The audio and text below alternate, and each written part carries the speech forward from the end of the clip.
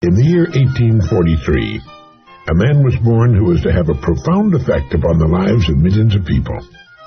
His name was Russell Herman Conwell.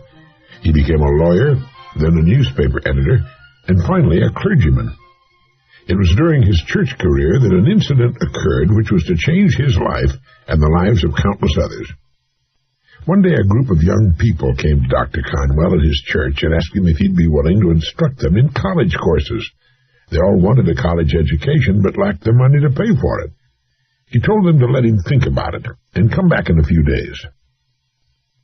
After they left, an idea began to form in Dr. Conwell's mind.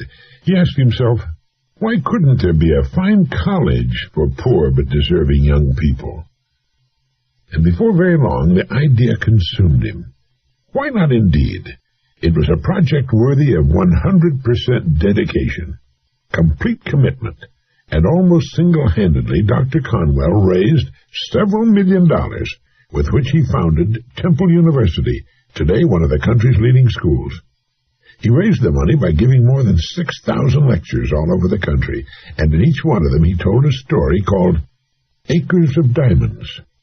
It was a true story, which had affected him very deeply, and it had the same effect on his audiences.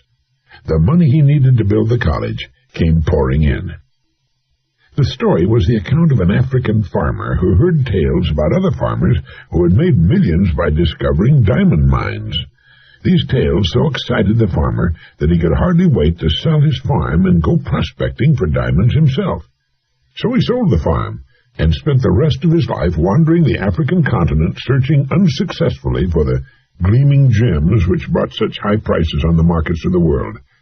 Finally, the story goes, worn out and in a fit of despondency, he threw himself into a river and drowned. Meanwhile, back at the ranch, or farm in this case, the man who had bought his farm happened to be crossing the small stream on the property, when suddenly there was a bright flash of blue and red light from the stream bottom. He bent down, picked up the stone. It was a good-sized stone, and admiring it, later put it on his fireplace mantel as an interesting curiosity.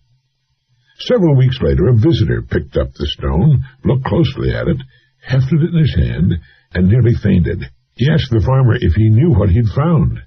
When the farmer said no, that he thought it was a piece of crystal, the visitor told him he had found one of the largest diamonds ever discovered.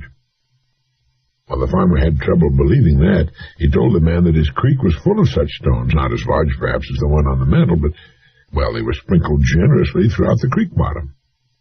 Needless to say, the farm the first farmer had sold so that he might find a diamond mine turned out to be the most productive diamond mine on the entire African continent. The first farmer had owned, free and clear, acres of diamonds, but had sold them for practically nothing in order to look for them elsewhere.